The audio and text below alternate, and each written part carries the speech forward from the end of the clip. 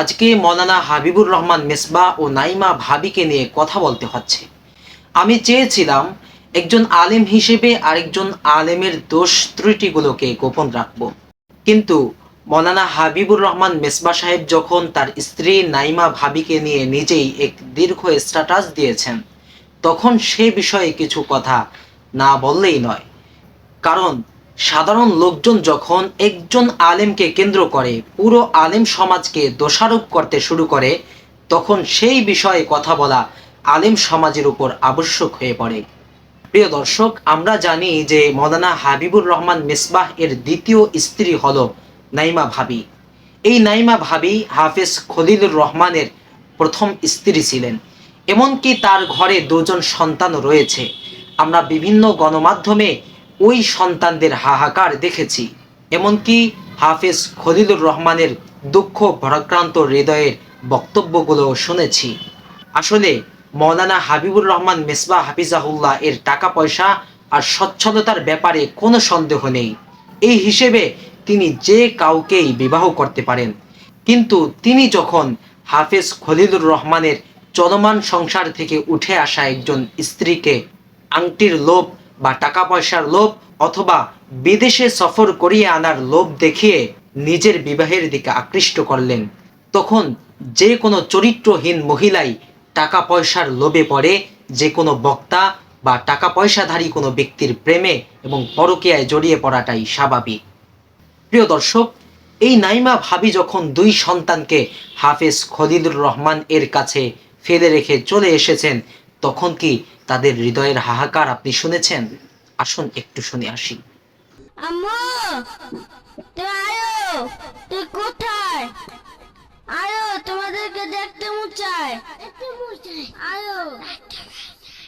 প্রিয় দর্শক, ঘটনা যদি এখানেই শেষ হয়ে যেত যে হাফেজ খলিলের সংসার ভেঙে গিয়েছে, নাইমা ভাবি এখন হাবিবুর রহমান মেসবাহ এর সংসারে রয়েছে, তাহলে আমার কোনো কথা ছিল না।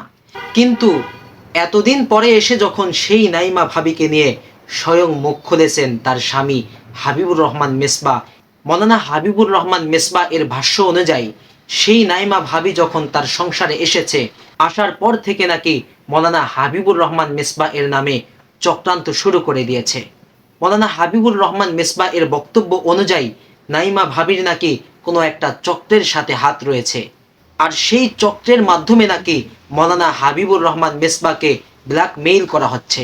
এমনকি তার বেডরুমে পর্যন্ত গোপন ক্যামেরা চলে এসেছে, যেই গোপন ক্যামেরার মাধ্যমে মৌলানা হাবিবুর রহমান মেসবাহ এর প্রথম স্ত্রীর সাথে অন্তরঙ্গ ছবি, এমনকি গোপন ছবিও পর্যন্ত ধারণ করা হয়েছে।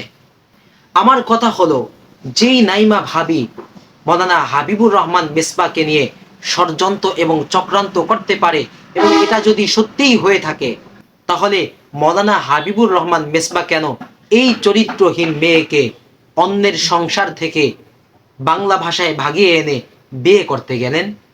তার তো বোঝা উচিত ছিল, যেই মহিলা টাকা পয়সার লোভে অন্যের সংসার ভেঙে আমার সংসারে আসতে পারে, সে চাইলে আমার সংসারে ফিতনা বাঁধিয়ে অন্য কোথাও চলে যেতে পারে।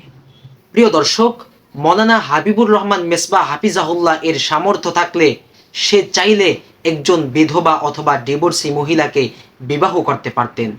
কিন্তু কেন তিনি শুধু শুধু অন্যের একটা সংসারকে ভেঙে চুরমার করে দিলেন, সেই প্রশ্নেই এখন জনমনে ঘুরপাক খাচ্ছে। দেখেন, মৌলানা হাবিবুর রহমান মেসবাহ হাফিজাহুল্লাহ তিনি ইসলামী আন্দোলন তথা চরমনাই সমর্থিত এই দলটিকে ভালোবাসেন।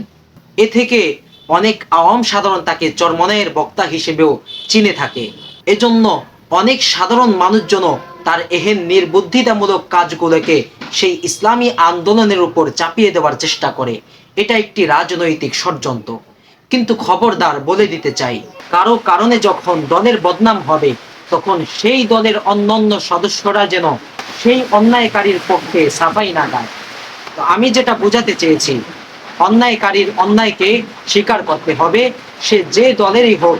কারো ব্যক্তিগত অন্যায়কে দলের উপর চাপিয়ে দেওয়া ঠিক হবে না।